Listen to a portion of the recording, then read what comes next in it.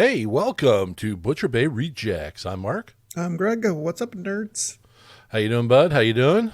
Well, if I'm not mistaken, when this episode comes out, I think it'll be the 2-year anniversary of Butcher Bay Our Rejects. 2-year mark. Look at that. Pun intended. Can't get rid of us. We're like a virus. Yeah. Great segue into The Last of Us. Not necessarily a virus, but a fungi. Fungus. Fungi. Which, We're like a fungus. We grow on you. Yeah, like the excellent show, first episode, When You're Lost in the Darkness. There's going to be 9 episodes total, so definitely looking forward to talk about this show. And one I'm not looking forward to talk about, National Treasure, Edge of History, Point of No Return, where I feel I'm at now in this show. Bad Batch, episode 4, Faster, and I'm sure you're excited to discuss the first 3 episodes of season 2 of Vox Machina. They were nice to you. They only gave 3 episodes. Thank God. Let's dive into The Last of Us. So, as you know, this was a game that came out in 2013. Everyone talked about it, a game I wish I had played. You know, you can only play so many games, but it was always the gold standard for storytelling. And, of course, looks like they brought that to the show, because I know you don't normally like shows like this. So what did you think? Did you like this first episode? Well, for me, like you say, I'm not a big zombie thing, right? So that to me is just like, whatever. So in watching this, it was a bit of a slow burn to get to where they needed to get.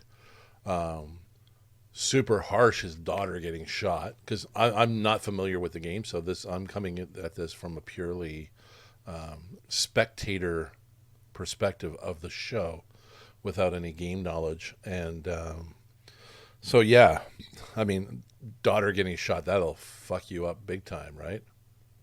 Yeah. Especially shot by like the military saying, oh, you hurt your ankle, you're infected, boom boom, like fuck, ease up, trigger, so now I'm curious. I'm curious. I mean, you probably know a little bit more about it than I do.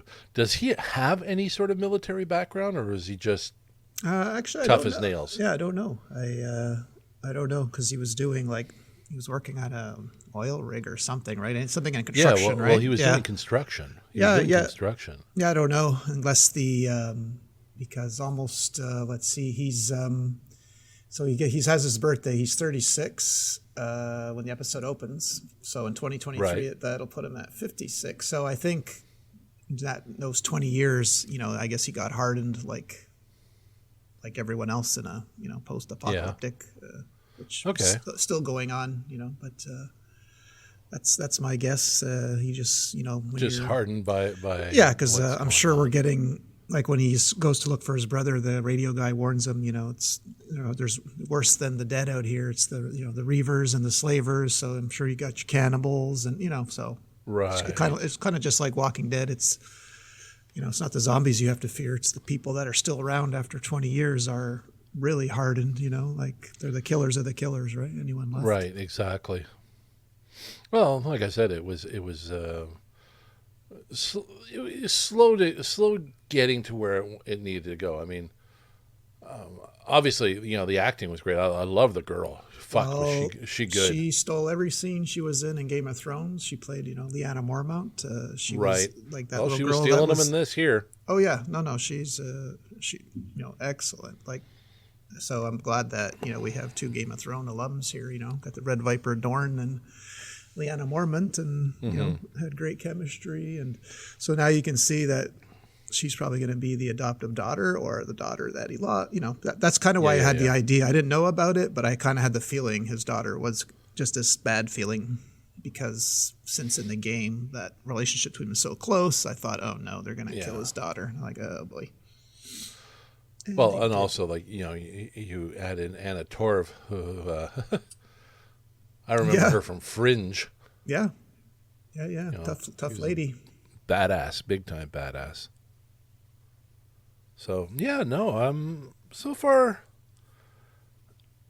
it's got an interesting thing because it's not surrounded by the zombies, right? Yeah, and it's a bit different because it's fungal. They're not really. They just have to bite you anywhere. They don't necessarily all, like a They're feeding not, frenzy out that The for your Walking Dead brains. was. Yeah, exactly. Yeah. A little Yeah. bite on the knee. And like at the beginning, first of all, I thought that was a little boy. Turned out it was a girl that, made her way to the quarantine zone. And so that was kind of a rough scene too, right? I mean, Oh, they, but, that was but, dark. but That they was were very, very dark. focusing on the shoes for a little bit too long there. It was a lingering shot, and I went, oh, okay, that's why. And yeah. And of course, Pedro just dumps that kid's body right in the fire. Yeah, no fucks given. Yeah, No fucks given. exactly. Yeah, he's probably done thousands of those, but yeah, Yeah, that's no, where no, we're no. at. It was definitely something there. So Yeah, and anytime an episode ends with Depeche Mode's "Never Let Me Down Again," how bad could it be? Although people are being nitpicky because "Never Let Me Down Again" never made it to number one because he's doing his code from the Billboard Book of Number One Hits, right? right. It only got to number 63. However, it was a number one hit in Denmark. But anyway, people are getting really nitpicky. Oh, they will, right? They always Yeah. do.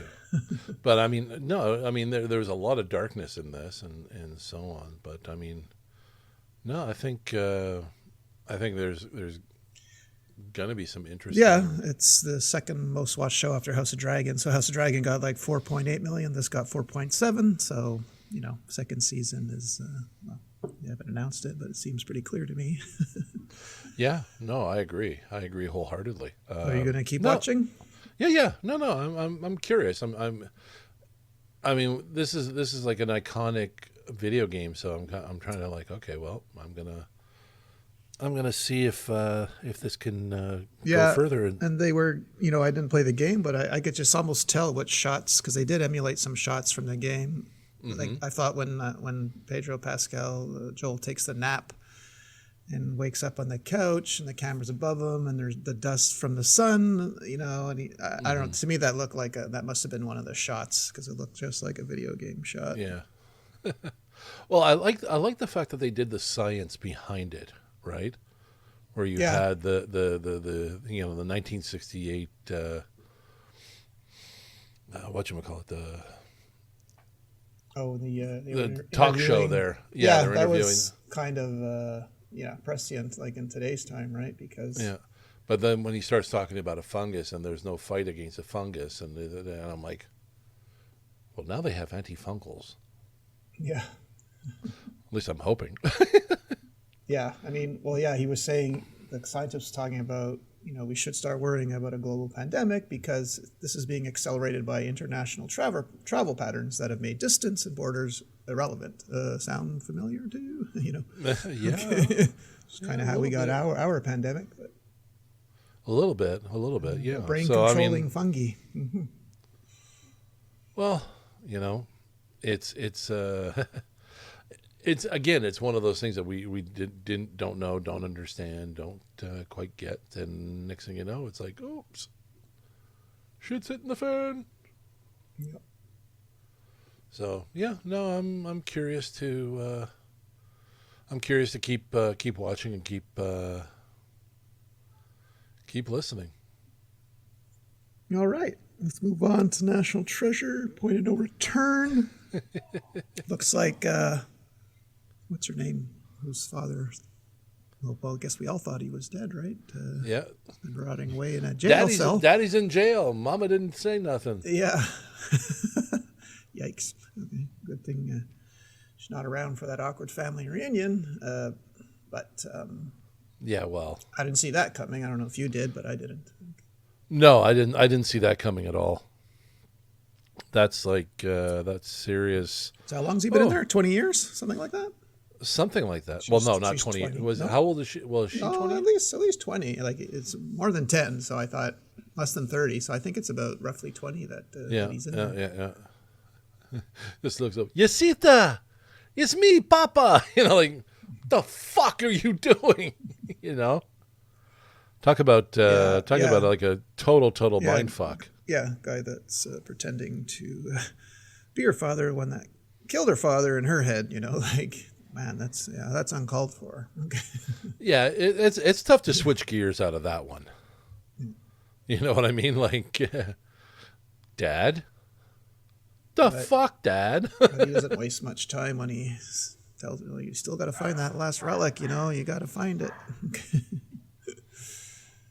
Which eventually they do anyway, but the church. And of course, the sisters are in on it. I saw that coming. Yeah. Well, I mean, what could they have done anyway, right? I mean, if Oren can't beat up 3 nuns, then I'm sorry, I don't know. We worry about his shoes getting scuffed in the melee. I don't. Okay. I don't think he can. Now she needs to break out her father.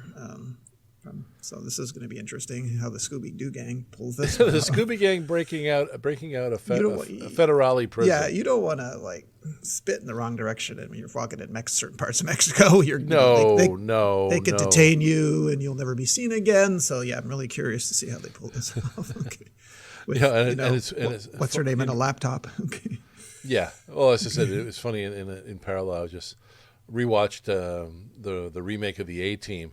And it's just like the corrupt cops there, and I'm like, yeah, that's how it goes. Nothing. Well, yeah. Mexico kind of cornered the market on that. No kidding. Hey. And then the big reveal, Billy finds out who it is. It's like, you're still alive. Rather quick. Yeah. Well, I think it's like I think it's going to get more Scooby-Doo than National Treasure. Yeah. I mean, let's look at the whole history of National Treasure, right?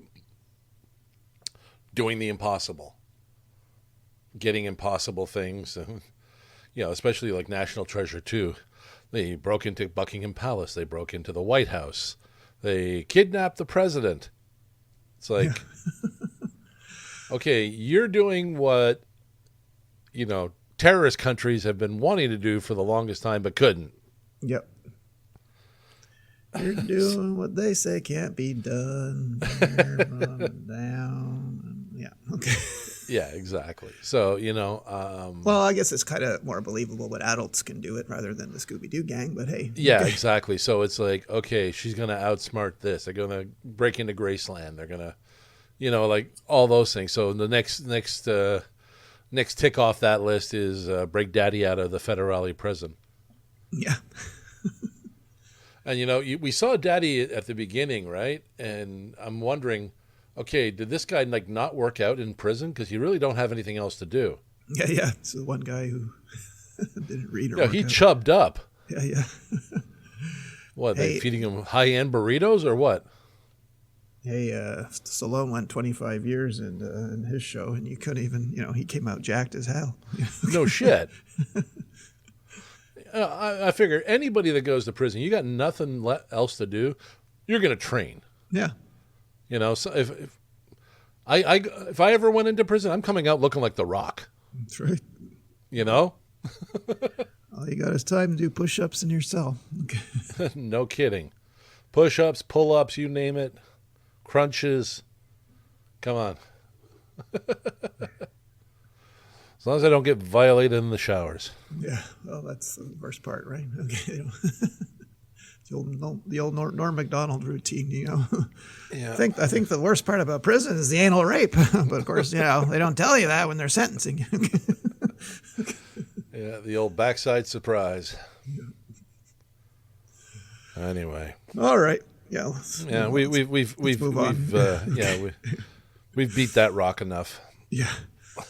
Go to Bad Batch. So the Bad Batch. This was episode called Faster. So it was kind of all about pod racing or kind of Fast and Furious. So I'm not calling this episode this, but it's kind of like I live my life 1/4 parsec at a time. Okay, so that's what it felt like to me there.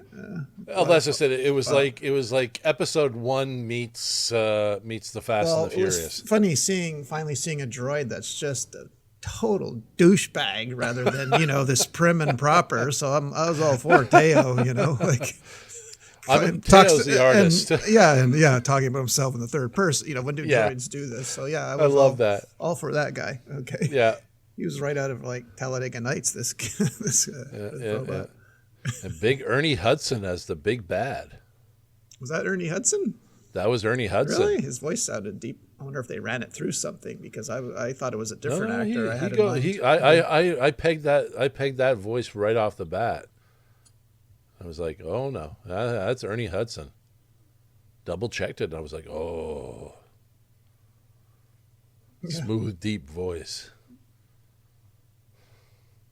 when he's not Yeah. chasing ghosts. Yeah, well, I like how the speeders, equipped with laser guns, somehow accidentally shoot at the audience too. Like that was pretty funny. Hey, you go to these races, you take your chances, right? That's right. You're getting hit in the head with a tire in our day, or a laser gun in their time. Yeah, exactly. Shrapnel comes off on those things at high speed. Yeah.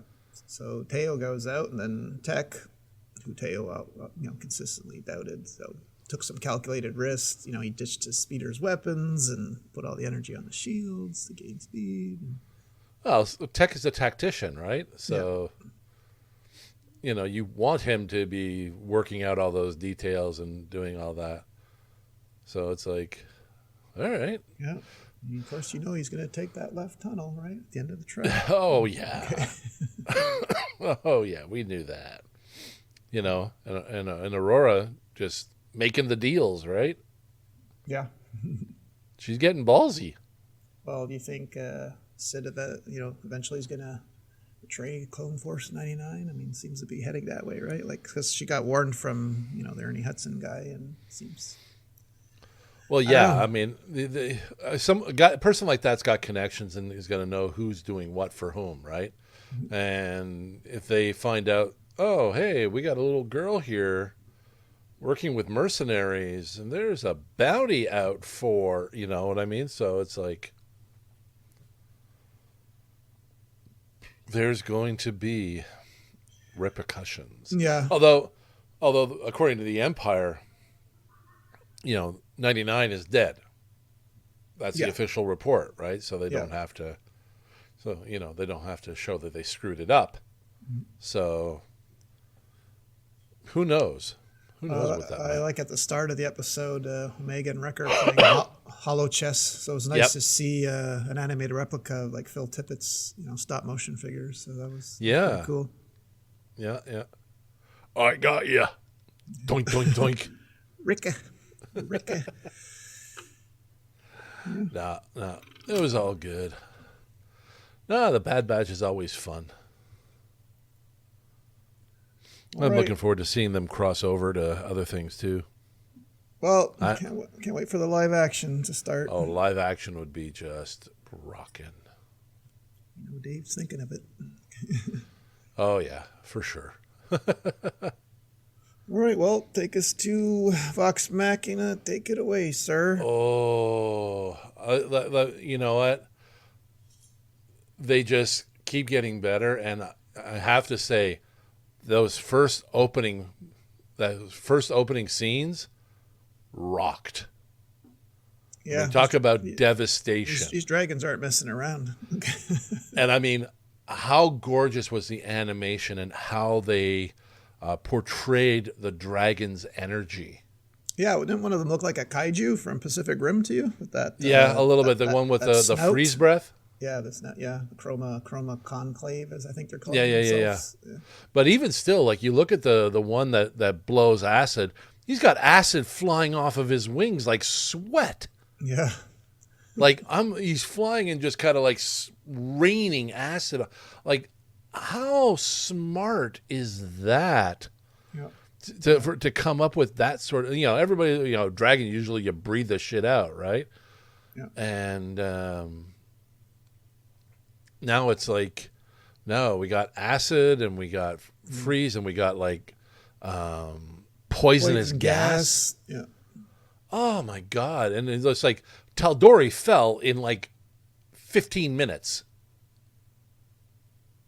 Or Iman fell in 15 minutes.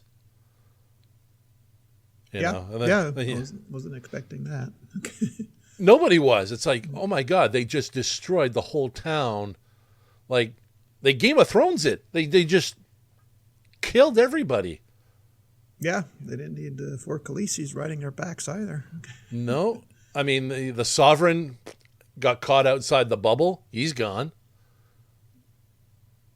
You know, the mage Allura Vysanen was able to like protect the wife and the kids and everything, but then look through the thing and there he is just bleeding out of everything and done. I'm like, whoa, wasn't expecting that. Yeah.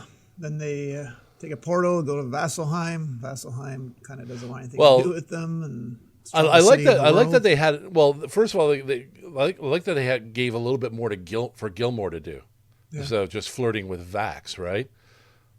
You see him come to action and like big shield and all that sort of stuff, and then zaps him to.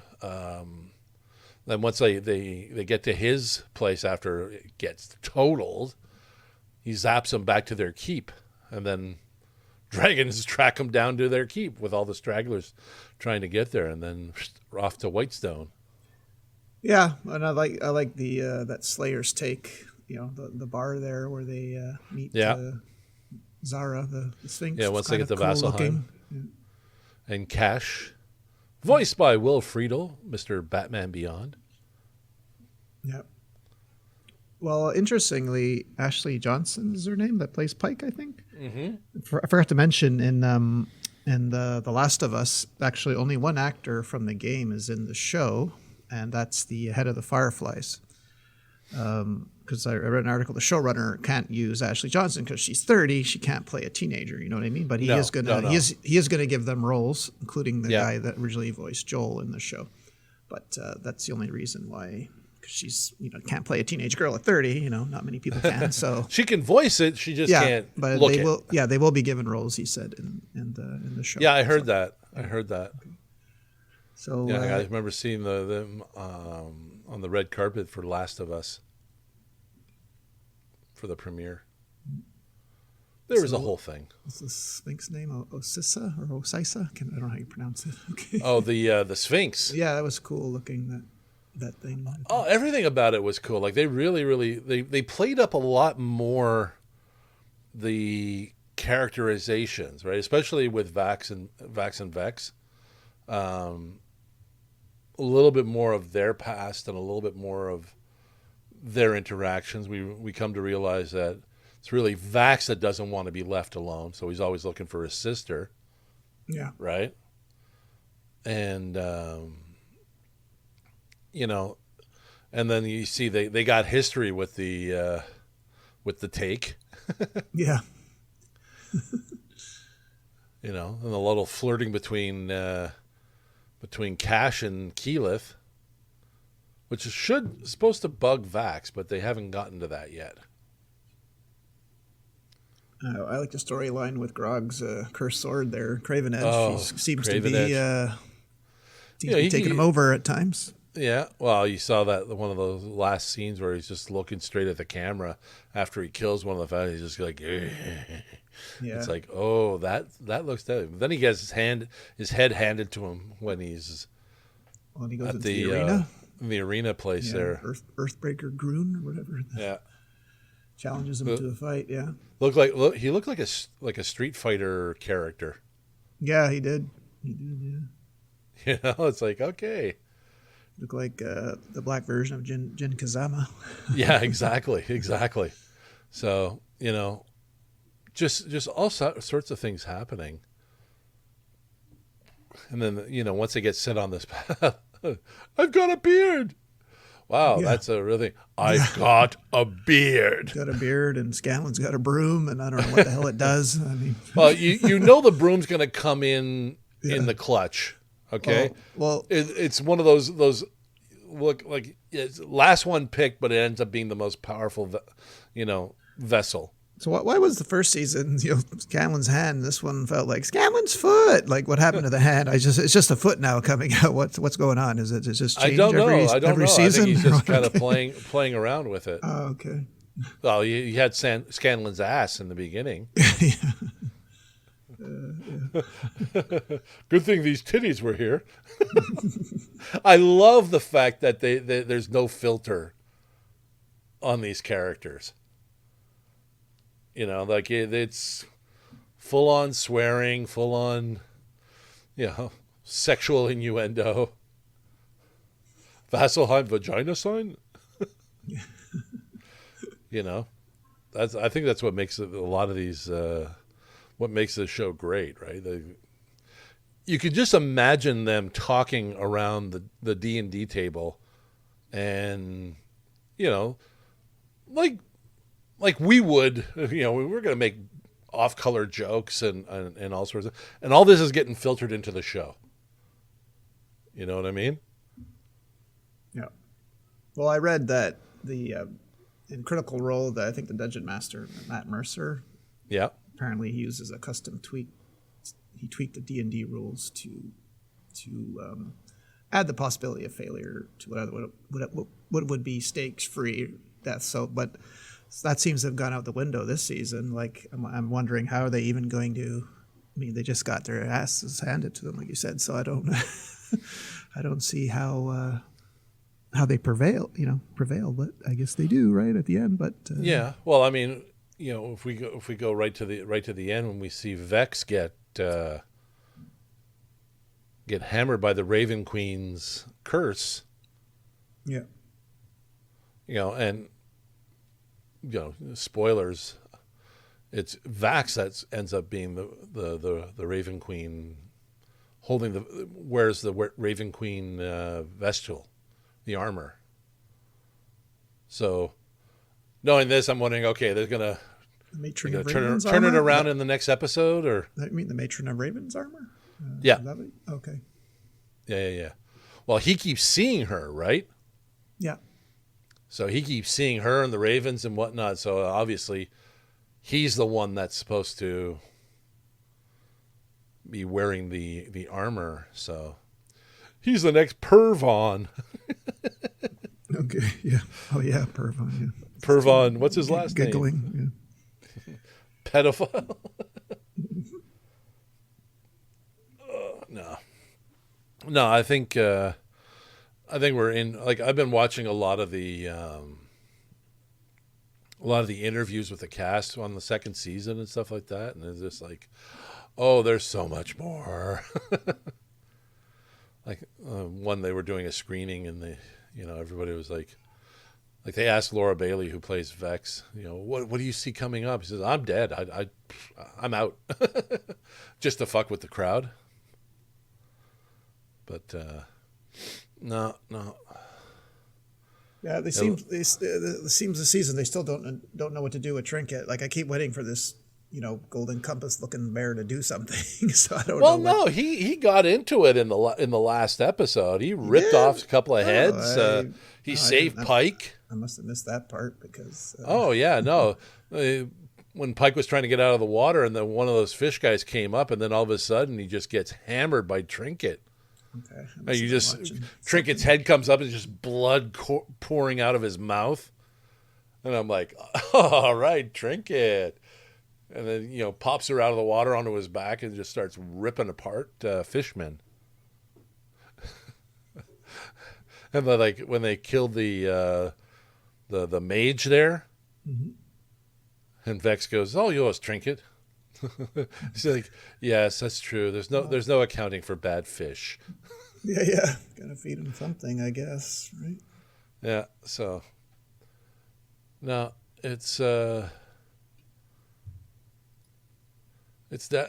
Like I said, it's. I think. Well, when I first watched the first season, I guess they had all the episodes up, so I just went right through it all. So now it's like, now I'm guessing, and I'm like, oh, okay. Like, I know some things, but I don't know everything, and it's kind of like, where do they go? It's like, okay, I want to go and watch their live streams. What are they gonna do? But no, I think we definitely going to have a lot of fun, especially like with Grog and Craven's Edge. I think that's going to be quite the storyline. Well, I think we're getting 12 episodes total, but like the first season, I think they're doing it 3-episode batches per week. So okay. So I think we're getting 3 a week for a total of 12. Yeah. Apparently we got some guest stars coming up. Apparently another Hobbit's going to be in there. Oh, really? Yeah, and Henry Winkler as a Trickfoot, so it could be Pike's dad. Hey. Henry Winkler as Pike's dad. This ought to be interesting. Fuck, Dad! I just want to get drunk. Please do a Fonzie reference somewhere, somehow. I don't know. Maybe Oh, jump could in be. a demo Well, organ on skis. I don't care. but there was also a reference to season 1 when Percy went to buy the black powder, and someone else had bought powder, and it was Ripley from the doctor from season 1, the woman that got her hand chopped off. Oh, yeah. Oh, yeah, I remember. So we may hear a little Kelly Hugh this season. Nice. Lady Deathstroke? Lady, She played? did she? Was it Kelly Who? Yeah, it wasn't. She played X-Men 3. I think she played Lady Deathstroke, wasn't she? Oh no, Deathstrike. Oh yeah, Deathstrike. Sorry. Yes. Yeah. Deathstroke. Okay, Deathstroke. That's wrong. Wrong. Yeah, That's the wrong universe. yeah, it's DC. Yeah. Have you, you got everything out you need on Vox Machina? Yeah. Have you been noticing a lot online? There's a lot of like, oh, so and so's going to cross over from Marvel to DC for James Gunn. Like that kind of bullshit. No, well, I try to ignore that. I mean, Well, I try to ignore it too, but it's all clickbait. But it's like, I saw the video of Momoa leaving the headquarters, so rumor is he'll be Lobo. Everything's pointing to that, but he can't say anything yet. So I think he's done his Aquaman, and I think it's Lobo, which he's been wanting for years. But again, that's not announced, so yeah, seems to be the rumor. And I guess bittersweet news for you: Cobra Kai was renewed for a 6th and final season. Yes, it was. Which I think it's good enough to end there. They could always go back to it anyway. Yeah. And I was curious as to what other 80s movies would make interesting series 30 years later. I mean, with the success of Cobra Kai and, Top Gun, what else? What other movies do you think would make for interesting TV nowadays? Like a series of See Where They Are Now. You mean to take like a movie like Karate Kid and make a TV show out of it? Is that what you mean, like from the 80s? Yeah, like they did with Karate Kid, right? And Willow. And Willow, yeah, another one, Willow. What would I like to see from the 80s turned into a TV show? I had a couple of ideas, like The Breakfast Club. Imagine I don't know. Yeah, Breakfast Club today. I revere that movie, though. I don't know if. No, well, you're not touching the movie. You're kind of like seeing what happened to what their lives are now, right? Did Bender and Molly Ringwald get together? If they did they have kids? Are they still married or are they divorced? And there's shit going on between them, Where's Anthony Michael Hall's character, I think I'm watching it already on Netflix. It's called That 90 Show. Okay. Okay. And by the way, Netflix can't do like sitcoms. I don't know what's going on there. It's about as funny as Blockbuster. I don't know what to tell you. Like, I'm almost finished and I haven't really laughed, except for Fez. Fez is hilarious, but other than him, it's not so funny. The only one I liked was The Ranch. But I mean, it was everybody in it, not just like Ashton Kutcher, but I mean, it was Deborah Winger and Sam Elliott and Danny Masterson. And well, Danny Masterson is not so conspicuously absent from this one, but hey. Mentioned him. I was thinking like some others, maybe like Tango and Cash. Mm-hmm. Do they come out of retirement to help their kids get out of trouble? Shit like that. Weird Science. Can you imagine if like Kelly LeBrock shows up between Anthony Michael Hall and what's his name's house and like, I need your help for something. What?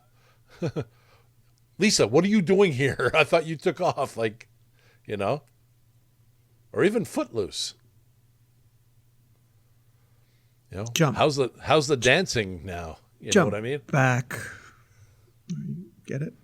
Okay. Yes. But, you know, shit like that where they could create a series out of it and see where I mean, these were all, you know, hits back then. Would there be something enough to tie it all together with the right story? Just curious. Well, maybe they're already talking about it in some studio or other. Well, let's hope so. Well, I mean, after the success of Top Gun and Willow and whatnot, I'm assuming Willow is well received. Yeah. Well, Netflix had a big reveal party, so we finally got some dates. Extraction 2 will be out on June 16. Gal Gadot's new action flick Heart of Stone, August 11. And it was an interesting one. Millie Bobby Brown's playing kind of the movie's called Damsel, but she has to go after like a dragon. You know what I mean? It looked pretty cool. Okay. And of course, Rebel Moon is going to come out on just before Christmas, December 22nd. That's Zack Snyder's massive sci-fi epic. So that looks amazing. You know what? Zack Snyder could do a commercial, and everyone would call it an epic. Well, yeah, but give Zack Snyder with his vision, like a sci-fi movie, you know, with a heroine named Cora, and she's got to say, you know, I'm all in, you know, like that's all you got to give me because I know his visual style is going to kill it, you know. Put Zack Snyder in space, yes. Rebel Moon, great title, yeah, I'm there. And that is all I have, sir. Not much happened in Hollywood or Hollyweird this week. It was a slow week. Yeah, well, David Crosby passed away, but that was about it. Yeah. Yeah. He has moved on and is singing now with Lennon and all the others. Yep. Okay, gang, this has been the 2-year anniversary of Butcher Bay Rejects. I am Mark. I'm Greg. See you next week, nerds. Have a good one. We will see you next week. Bye. Bye. You can find us on all our social media. You can search Butcher Bay Rejects on YouTube, at Bay Rejects on Twitter, at Butcher Bay Rejects on Facebook, as well as at Butcher Bay Rejects on TikTok. You can also find us on our website, butcherbayrejects.com. And you can find us on all the podcast platforms: Apple Podcasts, Google Podcasts, Spotify, Amazon Music, Alexa TuneIn, iHeartRadio, and Pandora. Thank you for listening, and tune in again.